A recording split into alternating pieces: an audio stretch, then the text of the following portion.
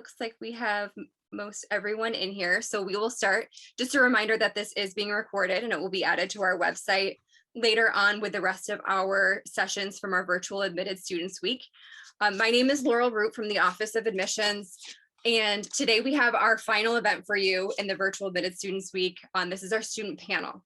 Our panel is made up of current students, and they are going to answer questions about their experiences at the law school. To submit a question, you can either do that by entering it in the chat, or you can turn your audio on and your camera if you want to ask your questions directly. So first, I would like to have our panelists introduce themselves before we start questions. Hi, everybody. My name is Peter Ferrugia, and I am 3L this year, so class of 2021. And I am in my last year of the JD MBA dual degree program. My hometown is Retzoff, New York. It's about 10 minutes away from Geneseo, which is where I went to undergrad, and I was an anthropology and biology major. And so law school really wasn't even on my radar. But then when I came to UB, I started in 2016 in the Masters of Public Health program and decided that law school was the road that I wanted to go. So that is where I am and why I chose UB Law. UB Law was the only law school that I officially applied to, but I was also applying to Cornell and Columbia, and I was like, UB already has the dual degree program that I want, and I'm already here at UB, so why make it any harder, especially with the affordability and just like with the all-around quality of the law school. So I'll stop there and I'll turn it over to Jake. Hi, everyone. I'm Jake Cerconi. I'm a 3L from Buffalo, New York, and I went to UB undergrad, so they haven't kicked me out just yet, which I think is good. Just finishing up year number 8 at UB. I have a month and 8 days left until graduation, so I'm counting down at this point. But I went to UB because I love the city of Buffalo, and I feel like there's opportunities here for people that work really hard. And at the same time, I love going to the same school that my dad went to, and we can kind of bond over that as well. And it's really special, and have some of the same professors, which I don't think is necessarily a great thing, but you know, it's fun. But yeah, I look forward to talking to you all today. So thank you for having me. Hi, my name is Evan Guestwick. I'm a 2L. I'm from East Amherst, New York. I came to UB because I'm from Buffalo, and you can't really beat the value that you get with the affordability, and because I want to practice business law, and I'm passionate about business in Buffalo. So that's about it. Hi guys, my name is Paige. I'm a first-year law student in the JD MBA program. I'm from Buffalo, New York. I went to UB for my undergrad and studied business and psychology. And I chose UB because I did the law minor in my undergrad, and I already was introduced to some of the faculty and really enjoyed learning from them and wanted to continue learning from the same faculty in the School of Management and the School of Law that I had already come to know. So happy to be here. Thanks for having me. Hi, everyone. My name is Julia. I am also a 1L, first year here at Buffalo. I'm from Rochester, New York, so pretty close to home. I went to SUNY Geneseo with a major in English, and I had some minors in biology and human development. So kind of all over the place, but somehow led me here, which is exciting. Currently in UB Law, I'm in the public interest law program. I'm a human rights fellow, and I want to end up trying out for law review, which is the tryouts are in an hour, so we'll see how that goes. And then moot court and hopefully a clinic this upcoming fall. But otherwise, besides all those amazing opportunities, I chose UB Law because of those great things for such a cost-efficient price, and I'm close to home, and I love the Buffalo community. So that's what brought me here. Great, thank you so much to our panelists.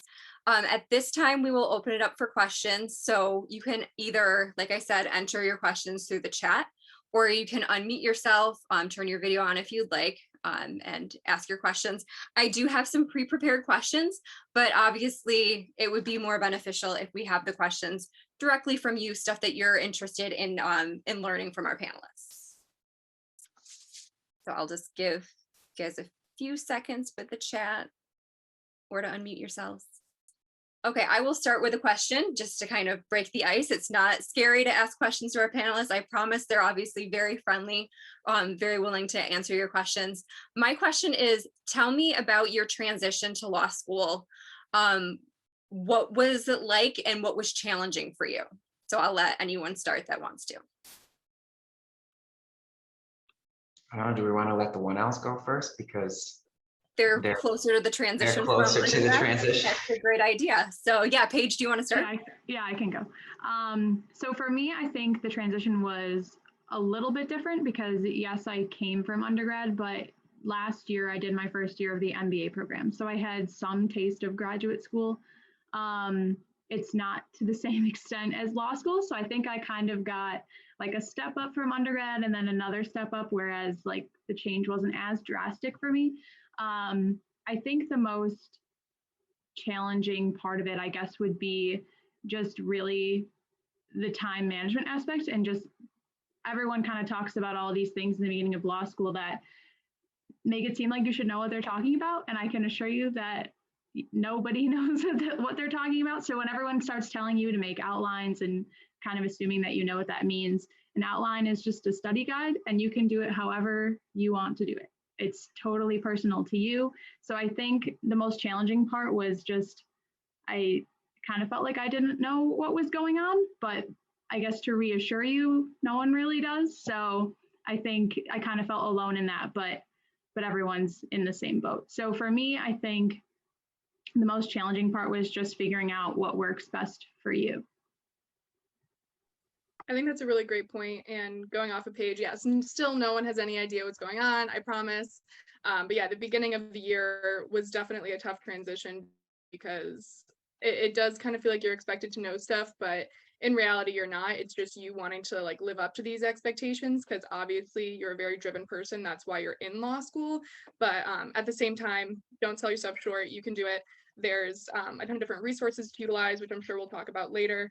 But for me, my transition was kind of haphazard. Law school was very much an accident. I wasn't really planning on going to law school. It was very last minute for me, but I'm very happy I'm here because I think this degree can do a lot of different things for you, not even like related to law. You can go into politics, you can go into teaching, you can do a lot of stuff because this degree is essentially just a form of mental gymnastics, which is really, really helpful and it makes you think in a different way.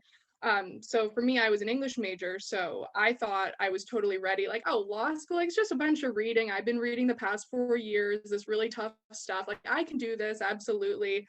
I've taken some criminology courses, but that was completely false. Go in basically assuming you know nothing because you don't, and that's the point, and that's a really good thing.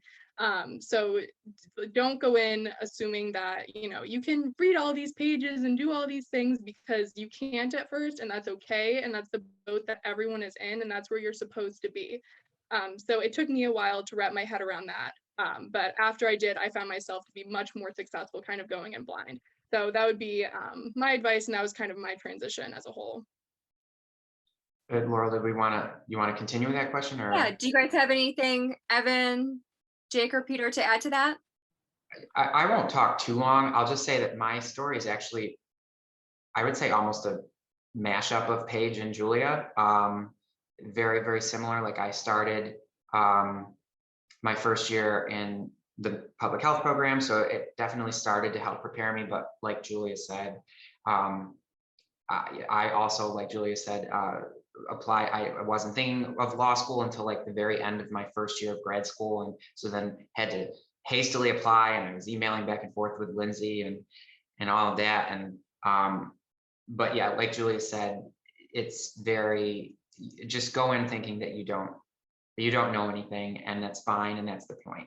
I totally agree with that, and I think maybe Jake might agree with me that we are 5 weeks away from graduation and we still don't know what's going on. So it's fine. It's fine. And I say that as a good thing. I say that as a good thing. I mean, my secret is to not really know anything, but not admit that. just kind of pretend like I know. But going in as a 1L, the way you read, the way you write, the way you communicate is broken down to essentially nothing, and you get taught from square one all the way up.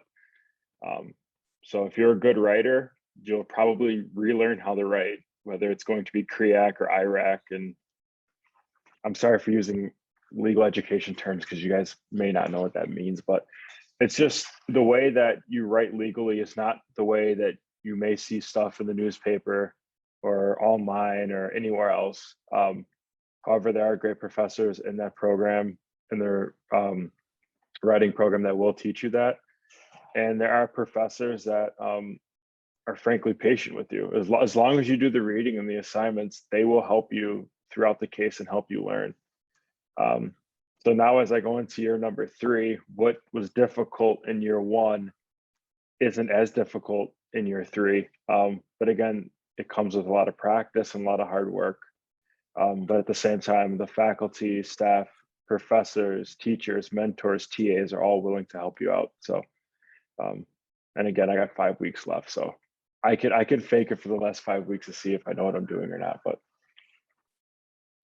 Yeah, I can chime in. So, I mean, I echo everything that everyone just said. I came to law school straight from undergrad, and just the sheer like time commitment was a real eye opener. And I'll also mention your first job, like you can clerk at firms or nonprofit organizations like over your first summer. And I went from bagging groceries at Wegmans to clerking at a decent sized law firm. And that too was a real eye opener, just with like the way you have to be and like the way you have to think. And also the type of people that you work with are obviously much different too. You go from working with people like you to, you know, a little 1L working with bigwig attorneys. So I also just wanted to add something quickly to what Jake said about how they kind of take what you know or what you think you know and like break it down to square one, because that is exactly what I experienced, and I never was able to put it into words until Jake just said that, which is really like eye-opening now that I'm looking back at it. But yes, like I was an English major. I have material published in national literary magazines before coming here, and then I came here and legal writing is just completely different from any type of like good like if you think you're like a good writer, a good reader, a good analyzer, I'm sure that 100% you are, but possibly just not in this field yet, and that's exactly what you're going to learn how to do. So that's why it's really important to come in blind and take that patience and that grace that your teachers are going to give you and work with you. My writing professor is my favorite professor I've met so far. I love her, she's amazing, and I'm sure that you will all have very similar experiences. So yeah, so just to go off of Jake's point, they will take what you know, break it down to square one, and work with that. Don't fight it. Just keep going with that mantra. Great, thank you so much. So we do have questions, a few questions that came through. Our first one is about taking notes throughout law school. So does anyone handwrite notes or does everyone use laptops? What's your preference? I handwrite during class, and then when it comes time to outline, I type my outlines. And I'll also add that some professors don't allow laptops. Others do, but just be aware of that. Yeah, I kind of put my response in. Oh, sorry, Jake. After you, please. Response in the chat as well, and this just goes back to my point of doing whatever works best for you. So, like, what have you done in undergrad that allowed you to be successful? Did you handwrite or did you type? Like, don't change all of your study habits. You might have to tweak some things you do because you're probably going to be studying more than you have in the past, but don't lose sight of like what made you successful up until this point. For me, I handwrite because that just helps me remember it better, but I also type my outline. So when we refer to outline, it just means study guide. So like, and that's totally personal to you, however much information you want to include. But for most professors, you use them on the exam. So obviously having a typed document that you can search is easier than flipping through your notes. So it's also another way to study by then typing them. So that's the way that I do it. But again, totally personal to you. Yes. Now I kind of cut it halfway. I cheated a little bit. I got an iPad with a pencil, especially for this semester, because I would have online textbooks, and I'm the type of person that needs to write stuff down. I need to highlight. I need to draw parallels to other lines in the case, and it became overwhelmingly difficult with everything online. So I invested in an iPad. I'm extra, so please don't feel the need to do that. But I mean, the majority of the time I have a legal pad and I'm just writing notes down. But at the same time, I try to listen instead of just relying on everything that I'm getting told and just taking notes on every single word. So I'll take notes in my reading to prepare for class. However, but once class starts, I'm not trying to just take notes on everything, because one, the PowerPoint slides are probably going to be posted by the end of class. Two, you should trust the work that you're doing at home before you come to class. And then when you know the slides are going to be posted and you trust the preparation that you put into class, you can just absorb what the teacher is saying just by listening and paying attention, rather than just writing every single word down. So that's what works for me. But again, it's just being comfortable with what you do. I find myself at the beginning typing a lot, because the work, obviously at first, is very voluminous. So there's kind of like there's a lot to do, right? So you want to be very efficient, and I'm much faster at typing than I am with handwriting. But I also know that handwriting has been, statistically proven for you to remember things better. So I wanted to balance those two things and kind of split the baby in a way. So I would type out all my notes, but even when I would do that, I would kind of find myself just copying from the textbook word for word, which is not helpful, and that doesn't really do anything for you. So I would type and come up with like a condensed notes for class, and then the hour before class, I would study those notes by writing them out. So I would have like my efficient typed up notes, and then I would annotate them, write it out in my own words, sketch it out on a piece of computer paper, and then use that for class. And that's kind of helped me to be efficient, but then also retain the information, and then have a typed up study guide by the end of the day, so I can just control F things during the exam. So that's kind of how I've reconciled those two ways, knowing that handwriting is better, like for at least my brain, and then also wanting to be efficient while typing. Great. So we have some more questions in here. So one question, some of you had already been familiar with Buffalo. So from the perspective of someone that potentially knew the area already, for our out of state and our international students, what would you suggest for housing, for securing affordable, quality housing, safe conditions, all of that? What would you recommend to a student that's coming into the program? I mean, I can speak to that, especially for the international students. So I have lived all 5 years of grad school. I have lived in the Flickinger Court Apartments, which, even though this apartment complex is off campus, it's owned by UB. So like everything is run by UB, and all the financial stuff goes through UB. So and my complex that I'm in is primarily it's all graduate level students, which is wonderful. And it's primarily for international students. And so for international and out-of-state students, I think that's a good option. And then for other people here who are living off campus in other settings, I'm sure that they can speak to that. But I found it very helpful and nice with the complex that I'm in.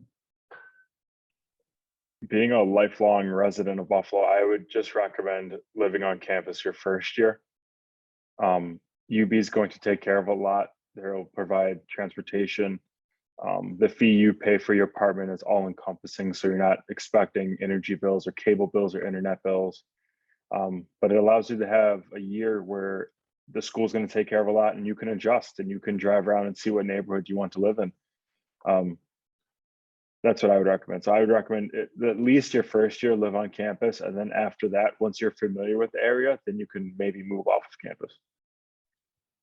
I'm living in kind of a similar situation to Peter. I'm in a complex that's off campus, but is run by UB.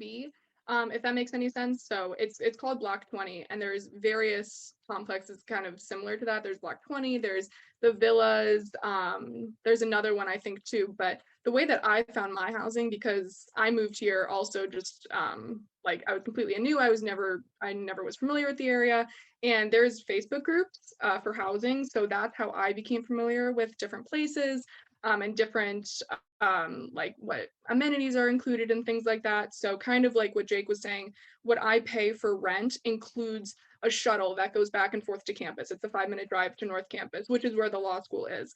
And then it includes my electric, my water, it includes the Wi-Fi, all of that stuff. So I don't need to worry about it, which is very nice because I feel like otherwise there would be way too many moving parts. So looking for something either on campus or something very close to campus that is run by UB, I think would be very helpful. And there's a ton of Facebook pages to get more familiar and ask questions.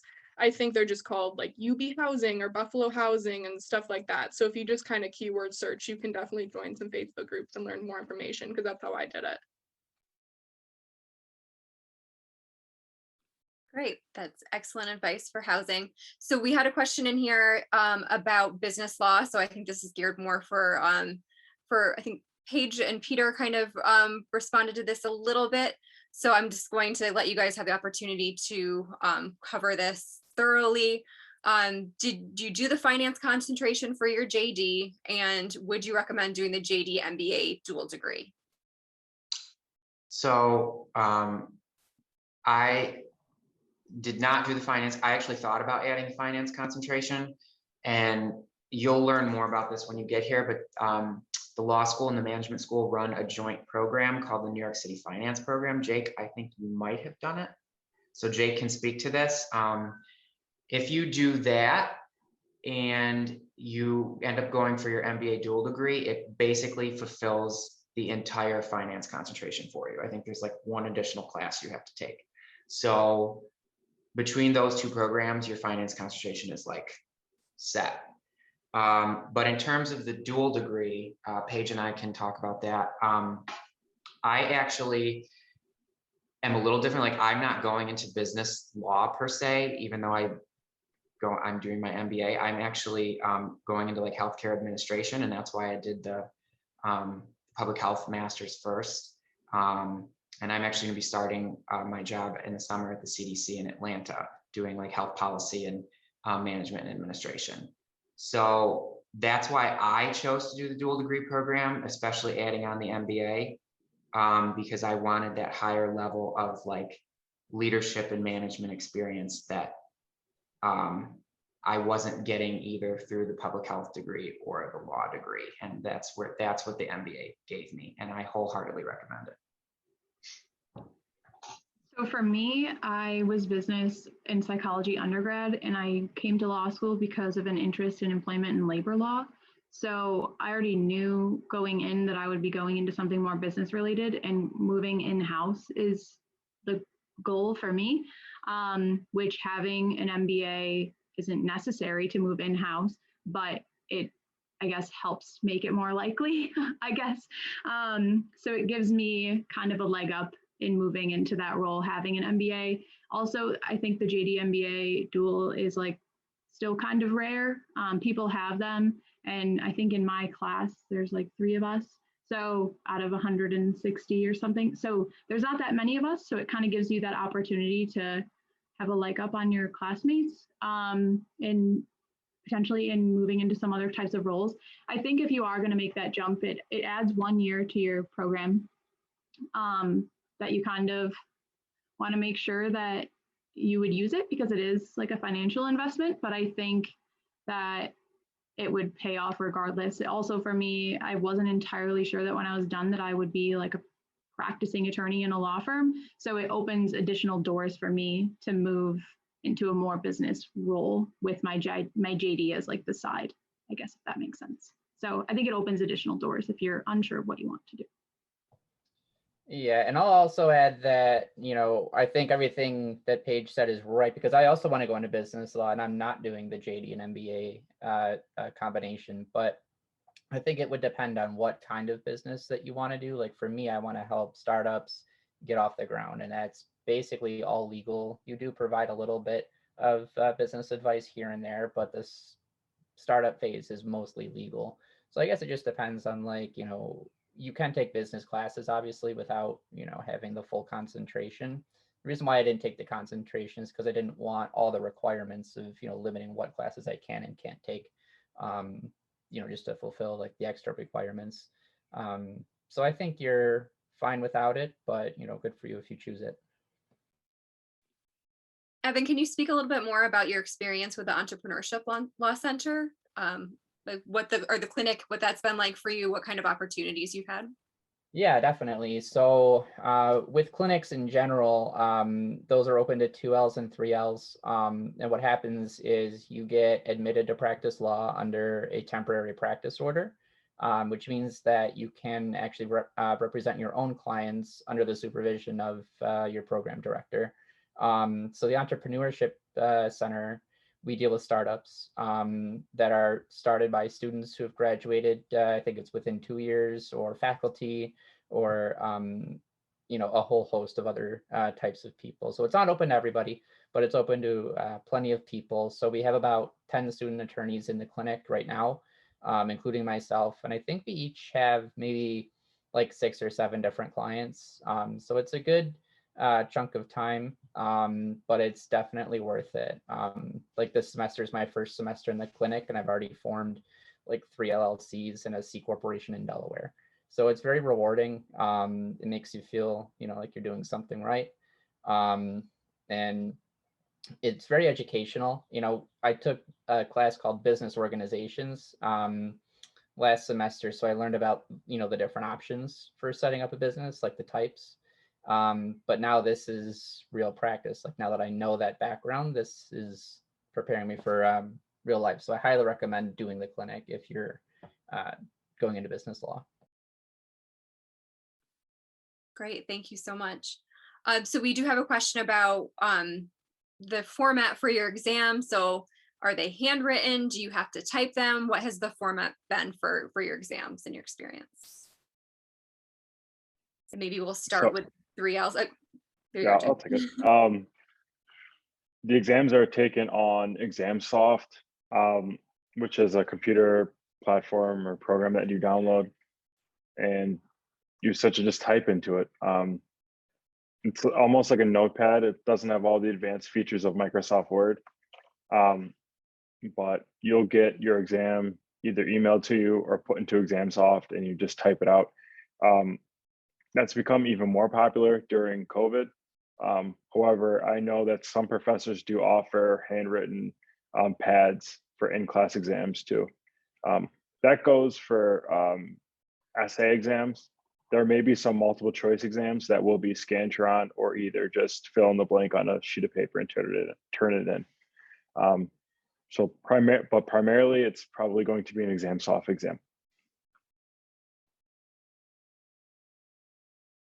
I will add on to what Jake just said. When the exam is in person, you do have the option to write in a blue book. I'm not really sure how they're doing that now that exams are taken at home, though. Going off of Evan, I just had a test actually that was in person, but the professor gave you the option to type it in ExamSoft, like Jake said, or you could write it in a blue book, like Evan said. So that was just personal preference. It really just depends on the professor. But either way, if you just reach out and ask for some type of accommodation or explain what you want and why, I'm sure they will work with you. So don't worry about it. I will add that if you're able to type, I recommend typing, because, a 3.5-hour exam sounds like a long time to someone who's never taken one of these exams before. You get time pressured. And so if you can type fast, I would go with the typing option. Great, thank you.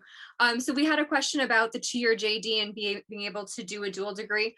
Unfortunately, because of the credit sharing, you have to do 60 credits in-house at the law school. There isn't a way to do any dual degree. You're already receiving transfer credits from your LLB. So per ABA policies, we can't allow for any more credit sharing. That being said, you can always add a degree on after if you want, but you're already really maximizing your first law degree. So unfortunately, a dual degree is impossible That would be only for our 3-year JDs looking to add on another degree. So just and then, yeah, the duration for the dual degree, it depends on the dual degree, but in the case of the JD MBA, 3 years on the law school normally, and then with the extra year, you can add on the MBA. Usually it for students, it looks a little different depending on if they start the MBA first or if they're already a JD and they want to start the MBA after to add that on. So that really depends on the situation. But normally it would be the preferred sequence is first year in the MBA, second year in your program would be fully with the law school. And then the final 2 remaining years would be a blend of the 2. Obviously, situations can change, depend on individual circumstances, but that is kind of what we see for the most part. So we have a question about law school being demanding and time consuming. So great, you figured that out already without even starting the program yet. Have you been able to make time for personal hobbies and passions? Has that been a struggle in your experience? So last bill season, it certainly wasn't a struggle. I remember the first one of these I did, I said that I centered my schedule around Bills games, which was a mistake. But after we won 13 games, it wasn't a mistake last year. But I pretty much, you got to treat it like a full-time job. Always be prepared. You have to prioritize things and really get down to the bare bones of, okay, what's most important to you? And school has to be one of them.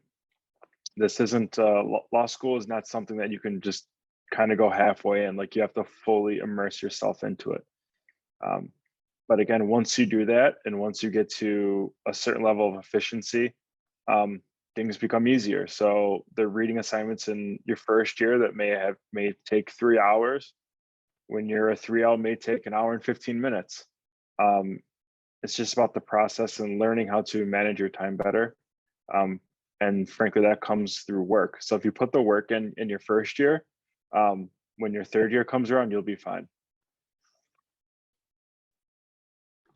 I think for me, it's been challenging for like the fun stuff because I juggle 2 jobs at the same time.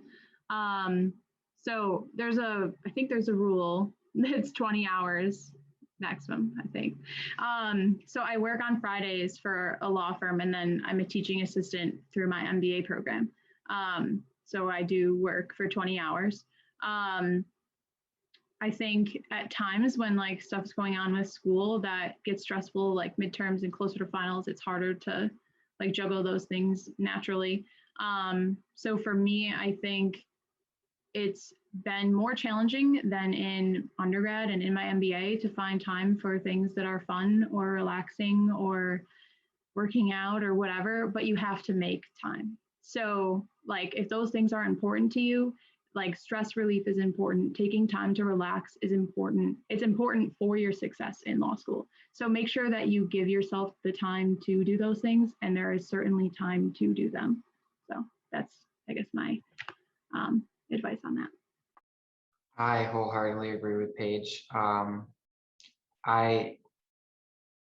don't know, I've never been one of the, even in undergrad, I was never one of those students who was like, I need to get a 4.0, I need to get all A's and blah, blah, blah, blah. And definitely when I started, there were some of my classmates who had that mindset. And I'm not saying that that's like a bad mindset at all, but I think people need to realize that law school is an entirely different ball game than undergrad, and things are just not going to come as easily for people.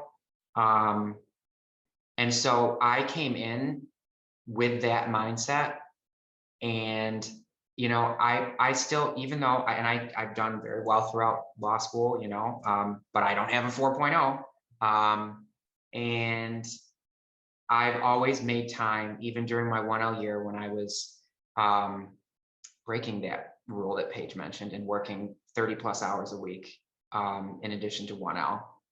I still always made time for myself, because I was like, you know what? Yes, I know what my end goal is. I know what I want to have, but I'm not gonna pull all-nighters all the time. I'm just not doing it because my self-care and my mental health is more important than getting 100 or a 90 on a paper, you know? So I think it's really important to have that mindset going in. I'm not saying, and please don't get confused by me saying, oh, you don't have to focus and study. So you have to focus and study hard. But what I'm saying is, don't let it totally and completely consume your life, because that's when you're going to burn out, and you're going to burn out quickly, and you are going to crash and burn before the semester's over. So I think that's probably one of the best pieces of advice in terms of like studying and time, you know. But time management, I think Jake had mentioned it in probably page 2. Time management, you have to be exceptional at time management. I mean, really plan everything out so you are optimizing your free time and study time as much as possible. Going off of what everyone has said so far, law school was historically designed to be a full-time job. Like, that is what it is. But that doesn't mean that it's your only priority. It definitely is a priority and kind of the priority at the moment, because going back to what Jake said about how you do need to fully immerse yourself, and then what Peter said saying you can't really get by, this goes back to kind of what we were discussing before, that as an English major, I was like, oh, I can do this, no big deal, like whatever, absolutely, it's fine. And I found out that that was just absolutely not true. Like, you need to immerse yourself in it, you need to work hard, you need to maximize your time. So time efficiency is extremely, extremely important. Just kind of writing out what you're doing that day, which goes back to a question in the chat asking how many hours you recommend studying a day. That's different for everyone, absolutely. I know people that can do the reading for an hour and be absolutely set the next day for class. For me, the readings take me like 3 to 4 hours, but that's just because I guess I'm still learning how to become faster. So Jake's comment made me happy that maybe by the time I'm a 3, I'll be doing this so much more quickly. But for right now, I'm still just kind of learning the language. Like, you're basically becoming fluent in a completely new area of academia, and because of that, that's something that's really hard to do. And but it's something that is completely doable. As we see, we have 3 Ls here, so that means they survived. They're 1 L and 2 L year, which is amazing. So because of that, just work on your time management. For me, between class and homework, I do about probably like 12 to 16 hours a day, which sounds crazy, but that is legitimately what I'm doing right now as a 1L. But the good thing is, when you do the math, there's 170 hours in a week. I do about 70 hours of work. So that means I have 100 hours left of sleeping, working out, hanging out with friends. And it's something that I've struggled with, to compartmentalize and not burn out, as Peter said, because that is very detrimental to your stamina, mental, and physical health, is this concept of burnout, which is very real. It just means that you're doing too much too quickly and you're basically going to lose it. Like, you're going to blow up. And I've certainly experienced that the past few the fall semester and the spring semester, but it's something that I'm actively working on. And there's a ton of resources here to help you through that beyond your peers and professors. So definitely utilize those, in addition to just working on your time management and doing what you need to get good grades, maximize those 70 hours, but after that, let yourself loose. So one thing I started doing that made me more productive, I actually get up earlier, and I'll journal. I'll write down all the tasks I have to do for the day, do a little bit of meditation, and it's like the stress is gone when you, at least for me, when I wake up and take hold of my day and say, okay, this is what I have to do, then I can have more work and get more of it done because I'm in charge of the day, instead of what I usually do now, or what I used to do. Wake up 5 minutes before class, then you're rushing, then it's like, oh, do I have time to get coffee this morning? So now you're grumpy in class, you didn't eat breakfast, and you're behind for the rest of the day. So that's the part of the self-care routine for me, is just scheduling out, planning everything out, because situations are going to arise where chaos will ensue. You know, there are days where I have 0 hours of work, and there's days where I don't sleep. I'm not recommending that, but that's just how I am. I don't know if it's the sports in me. Just I'm super competitive and just try to go above and beyond, but just be prepared. Like, realize that you're in control no matter what. and do as much as you can. If you can't do anymore, there's a great support staff here to help. But yeah, I mean, you guys can all do it. You wouldn't be accepted into the school if you couldn't do it. And if you need any help, or I was just talking to Peter about just complimenting him on going down to Atlanta. Just get a good friend group, get a friend group that understands, get a friend group that's going to encourage and love, and you'll get through it. Speaking of support, how supportive is the faculty? Are they accessible? What kind of experience have you had with interacting with faculty members? I can go quick. So for me, honestly, I mean, I've been at UB for a while and I've been pretty close with my professors from the School of Management when I was in undergrad and my MBA, but I have never had faculty make themselves so accessible in any of the other programs that I've been a part of. I mean, Peter is the teaching assistant for a class I'm taking, and Professor French teaches our property class. She gave out her phone number. She will meet you at whatever time, doesn't matter for how long or what your questions are. She is ready to repeat what she has taught us 100 times over if she has to. And that's just not something that I've experienced in other programs that you just have set hours and that's all they got for you. But that has not been my experience at the law school. All of the faculty here are more than willing to walk you through anything, if that means starting from the foundational concept that you're learning all the way up to where we are now. It doesn't matter. They're all willing to. Complimenting what Paige said, I've also had professors that like email me back at 3 a.m, which is really great and super helpful. So far, I've only had positive experiences with professors trying to help you understand the material. Even professors so far that I've disliked, which yes, they exist. There are professors here that you might not like, aren't going to be your teaching style. So even those that really haven't been my cup of tea still have given me their phone number. I've still called and they've still helped me through it. Which is really, really great and very helpful. So normally their phone number's on the syllabus. They will always respond to emails and they almost always have teaching fellows, which like Peter is just a student that is there to help you and help you understand the material, whether in class or outside of class. One thing that Professor Christine Bartholomew always does is she will always say Mr. or Miss before saying your name. And it may seem like a little something that's inconsequential, but when you're in law school, you're going to get treated like an adult. And just the fact that if you were calling her Professor Bartholomew, for her to give the respect to say, okay, Mr. Ciccone, even though she may be cold calling you and trying to embarrass you because you didn't do your reading, it's still very encouraging to know that you belong there. You're an adult, you can handle the work. I have some professors I'll text through a Sabres game and talk about how bad they are, or the Bills game and how good they are. Oh, Professor Drew. I know, I love Professor Drew. Love her so much. Yes, please take sports law class because Professor Drew has 7 kids and she's adopted every other kid that's been in her class. Yes, that's accurate. I mean, the professors here are great, and you're going to school and you're learning from some of the brightest legal minds. I've had Stanford professors, Yale professors, like you name the school, I've learned from them. But at the same time, they're not going to hold that degree over your head, and they're going to break down the information for everyone to understand. And they're always available. I just wanted to touch on a question in the chat quickly because me and Paige have to hop out of here in about 5 minutes for our law review tryouts. So this is from Alexis asking if I could talk about being a human rights fellow, which I know Peter just mentioned he was as well. But basically this is a fellowship, which means that they will give you money to do work that you want to do. So during your summers, you will spend them doing an internship, doing a job, something in the legal field to continue building your education and your skills.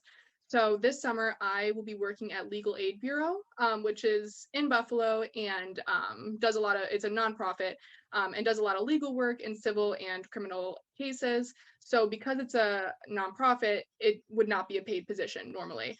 So because of that, there's a human rights fellowship, which is through UB, and you apply to it just with like a resume, cover letter, basic application materials, and then they select a couple of fellows and they give you grant money. So that's the way that I'm going to be paid for the summer to work at a nonprofit of my choosing, which is really great.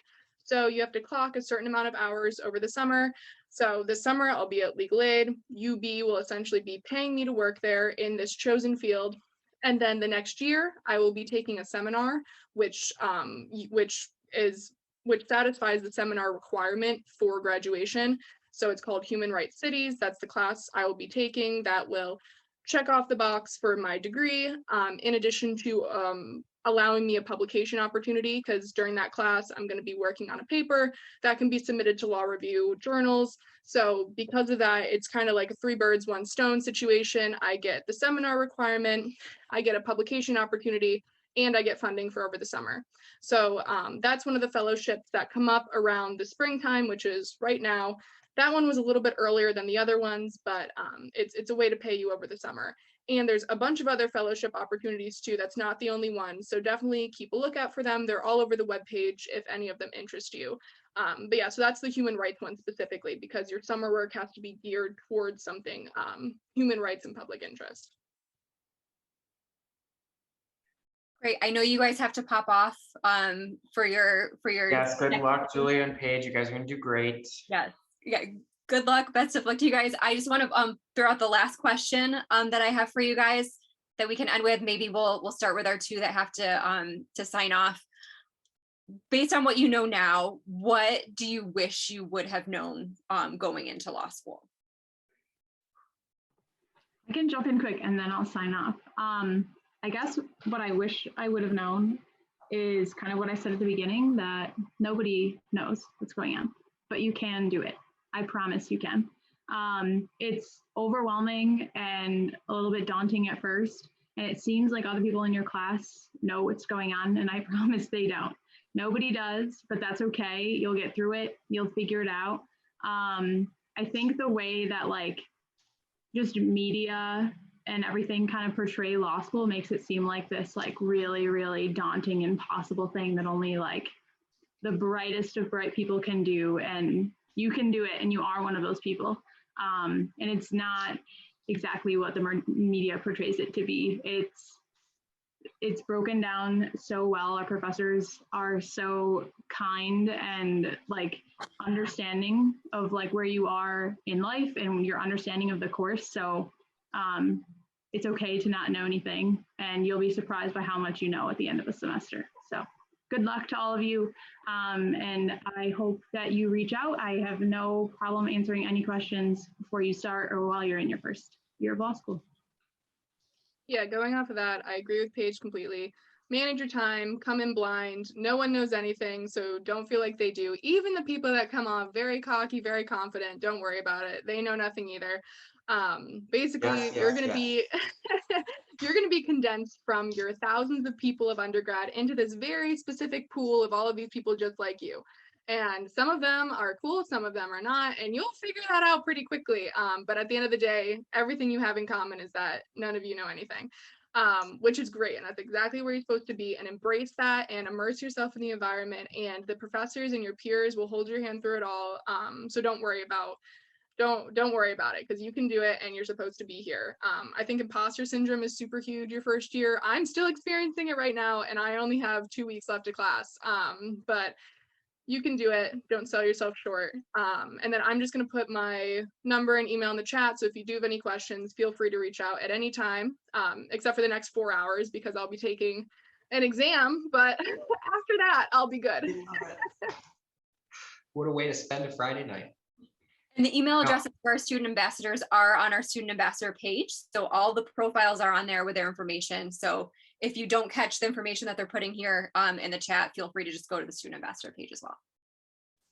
And I mean, Julia literally took the words out of my mouth, what she just said. Imposter, for me, I think the one thing that I wish I would have known is that imposter syndrome is real. When I got here, and even like leading up to it, I was like, I don't know if law school is the right thing, even though like it had been in the back of my mind, you know, for a while, but then I put it off and blah, blah, blah. And so when I got here, I was like, wow, you know, I've never taken anything remotely legally related. You know, I don't have attorneys in my family. I didn't have any exposure. But if Lindsay and the admissions team admitted you, then you deserve to be here. So remember that. I think that's probably a really good piece of advice. I would just say, trust yourself. Trust the work you put in. Trust your professors and trust the people around you. Another word of advice would be get some friends in law school, because you may not have the time to see your friends outside of law school as much as you want. However, having friends in law school, you'll be able to study with them, run some legal theories, maybe have them look over an assignment, and you'll really get to know them much better than maybe your friends outside of law school, because it's such a commitment. That's one thing I had to learn, because I'm usually a lone wolf. You know, just getting some friends inside of law school and getting friends too that are also going to push you, which is good too, to help you get the best out of yourself. Okay, so thank you so much to our panelists. You were fantastic as always. Really appreciate you taking your time out of your very busy schedules. And like I said, the student ambassador page has the profiles on there. Feel free to reach out. And then if you have any admissions questions, feel free to reach out to the admissions office. And I will put, I'm sure at this point, everyone knows the admissions email by heart, but law-admissions@buffalo.edu. I do want to remind you that for some reason, the university has decided to take down Hub and the ePay system temporarily. So I believe that's this evening until tomorrow. There's a brief period where ePay will be down. So if you are trying to pay your deposit, just know that there's going to be a short window where you can't do that, but you should be able to do that after everything's back up. We apologize for the inconvenience with that. And we really look forward to hopefully seeing you all in person for orientation. So congratulations on being admitted. That's a huge thing. We really look forward to you making your decision as well for if UB is the right fit. And I really hope that if you need anything, if you need any further information, just reach out to us, admissions or the student ambassadors. They're always helpful. Very happy to help. So thank you. Have a lovely evening and a nice weekend. If you're in the Buffalo area, it's going to be very warm and we're very excited about that. So enjoy the weather.